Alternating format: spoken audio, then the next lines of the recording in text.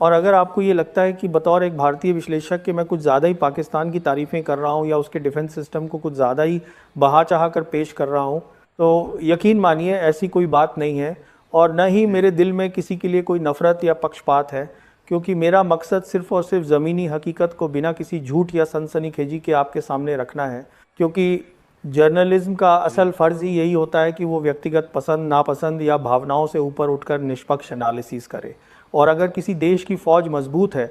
उसके strategic agreements इलाके की पॉलिटिक्स में वज़न रखते हैं और उसकी एटॉमिक क्षमता एक हकीकत है, तो इस बात को स्वीकार करने में किसी को भी झिझक नहीं होनी चाहिए।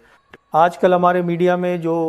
ये प्रोपेगेंडा चल रहा है और रोज़ाना की बुनियाद पर ये कहानियाँ गढ़ी जा रही हैं कि ईरान के बाद अगली बारी पाकिस्तान की है और ये कि अमेरिका और इज़राइल मिलकर इस पर कब्ज़ा करने वाले हैं, तो मुझे निजी तौर पर ये सब बातें सुनकर बड़ी हैरानी भी होती है और अपने मीडिया के इस बचकानेपन पर हंसी भी आती है। क्योंकि जो लोग पिछले कई दशकों से स्टूडियोज़ में बैठकर यही पुराना और घिसा पिटा राग अलाप रहे हैं कि बस कल पाकिस्तान ख़त्म हो जाएगा, कल इस पर कोई बाहरी ताकत आकर कब्ज़ा कर लेगी, वो असल में ज़मीनी हकीकत, इलाके के इतिहास और पाकिस्तान की डिफेंस हकीकत से पूरी तरह नावाकिफ़ हैं और इन्हें ज़रा बराबर भी अंदाज़ा नहीं है कि देश किस तरह चलते हैं और जियोपॉलिटिक्स की हकीकतें क्या होती हैं।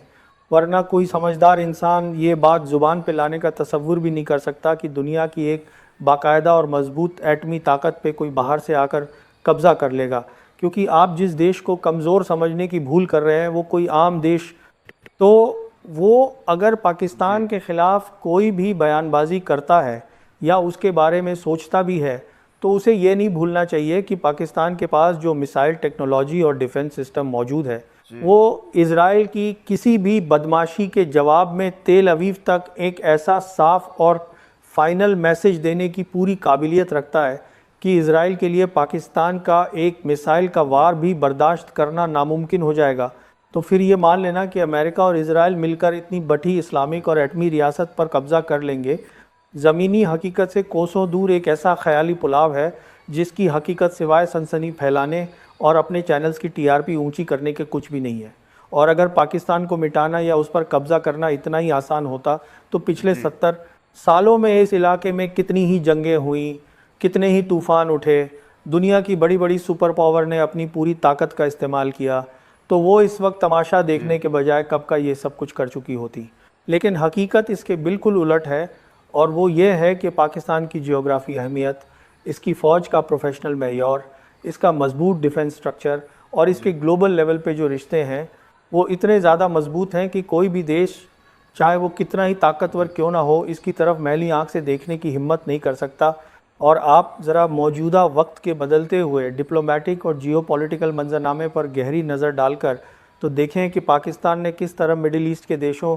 खासकर सऊदी अरब के साथ अपने डिफेंस रिश्तों को फौलाद की तरह मजबूत किया है। और अब तो हालात ये हो चुके हैं कि सऊदी ज़मीन पर पाकिस्तान के डिफेंस कदम इस तरह जम चुके हैं कि खाड़ी देशों की सिक्योरिटी और ट्रेनिंग में पाकिस्तानी फ़ौज का किरदार एक माना हुआ और बुनियादी सच बन चुका है। और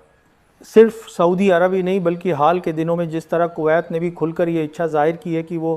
पाकिस्तान के साथ बिल्कुल वैसा ही डिफेंस एग्रीमेंट करना चाहता है जैसा कि सऊदी अरब के साथ है, उसने पूरे इलाके की पॉलिटिक्स का पासा ही पलट कर रख दिया है और ये बता दिया है कि मुस्लिम दुनिया के सबसे अहम स्ट्रेटजिक और इकोनॉमिक सेंटर पाकिस्तान को अपना एक बहुत ही भरोसेमंद और ताकतवर मुहाफ़िज़ समझते हैं। तो ऐसे में जब एक देश के रिश्ते मुस्लिम दुनिया के उन ताकतवर तरीन हिस्सों के साथ इतने गहरे और मजबूत हों तो उस पर बाहर से किसी भी तरह के अटैक का सोचना भी बेवकूफ़ी के दायरे में आता है। हमारे मीडिया के इन एंकर्स और एक्सपर्ट्स को जो बैठकर रोज़ाना की बुनियाद पर ये मनगढ़ंत कहानियाँ सुनाते हैं, ये समझना चाहिए कि पाकिस्तान पर कब्ज़ा करने का सपना देखने वाले असल में अपनी दिगंबर पस्त ख्याली का सबूत देते हैं, क्योंकि ये देश न तो कभी किसी के आगे झुका है और न ही कभी प्रेशर में आने वाला है। इसकी अंदरूनी और बाहरी डिफेंस दीवारें इतनी मजबूत हैं कि कोई भी तूफ़ान इसे हल्का सा नुकसान भी नहीं पहुंचा सकता। और हमारे मीडिया को चाहिए कि वो इस तरह की फिजूल और बेबुनियाद सनसनीखेज़ी बंद करे और अपने देश के लोगों को गुमराह करने के बजाय सच और हकीकत पर आधारित रिपोर्टिंग करे, ताकि लोगों को यह समझ आ सके कि असल दुनिया में क्या हो रहा है और पाकिस्तान जैसे देश की असल ताकत क्या है। और इसके साथ ही हमें ये भी नहीं भूलना चाहिए कि पाकिस्तान की ये जो कूटनीति है ये सिर्फ बातों की हद तक नहीं है बल्कि इसके पीछे एक बहुत ही मजबूत और व्यावहारिक रणनीति काम कर रही है।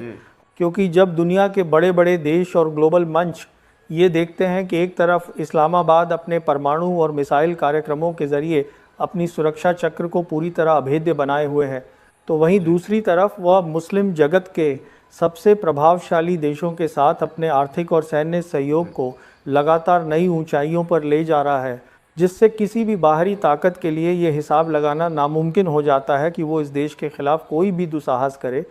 और हमारे मीडिया के कुछ खास वर्ग के लोगों को ये बात अच्छी तरह समझ लेनी चाहिए कि युद्ध के मैदान में या प्रोपेगेंडा की दुनिया में सिर्फ बड़ी बड़ी बातें कर देने से या स्टूडियो में बैठकर काल्पनिक और सनसनीखेज डिबेट्स सजा लेने से ज़मीन पर कोई फ़र्क नहीं पड़ता। क्योंकि असली ताकत उस देश के पास होती है जिसके पास एक अनुशासित सेना हो, एक स्पष्ट राष्ट्रीय सुरक्षा नीति हो और दुनिया के तमाम महत्वपूर्ण देशों के साथ बेहतरीन रणनीतिक रिश्ते हों। और अगर आप पाकिस्तान के डिफेंस बजट और उसकी सैन्य तैयारियों पर नज़र डालें तो आपको ये साफ पता चल जाएगा कि ये देश अपनी हिफाजत के मामले में किसी भी प्रकार के समझौते या ढिलाई का शिकार कभी नहीं होता, बल्कि हर गुजरते दिन के साथ अपने सुरक्षा तंत्र को और अधिक आधुनिक और मजबूत बनाता जा रहा है। और यही वजह है कि जब भी कभी अंतर्राष्ट्रीय स्तर पर कोई संकट आता है या मध्य पूर्व से लेकर दक्षिण एशिया तक कोई नया भू राजनीतिक तनाव पैदा होता है, तो पाकिस्तान हमेशा अपनी संतुलित और स्वतंत्र विदेश नीति के बल पर न केवल अपनी रक्षा करने में पूरी तरह सक्षम रहता है, बल्कि पूरे क्षेत्र में शांति और स्थिरता का एक अहम स्तंभ बनकर उभरता है। इसलिए हमारे देश के उन तथाकथित विश्लेषकों और एंकर्स को जो दिन रात अपनी टीआरपी बढ़ाने के चक्कर में जनता को ये झूठा और डरावना सपना दिखाते रहते हैं कि कल कोई आकर इस देश को मिटा देगा, उन्हें अपनी इस बचकानी और गैर जिम्मेदाराना पत्रकारिता से बाज आना चाहिए और जनता को यह सच बताना चाहिए कि पाकिस्तान अपनी भौगोलिक स्थिति, अपनी सामरिक शक्ति और अपने अटूट क्षेत्रीय गठबंधनों की वजह से एक ऐसी चट्टान की तरह खड़ा है जिसे हिलाना किसी भी महाशक्ति के बस की बात नहीं है। और अंत में मैं बस यही कहूँगा कि इस तरह की बेबुनियाद और काल्पनिक बातों पर ध्यान देने के बजाय हमें उन ज़मीनी सच्चाइयों को स्वीकार करना चाहिए जो ये बताती हैं कि आने वाले समय में भी इस देश का वजूद और उसकी ताकत और अधिक मजबूत होकर उभरेगी और कोई भी बाहरी ताकत या मीडिया का प्रोपेगेंडा इस सच्चाई को कभी झुठला नहीं सकता।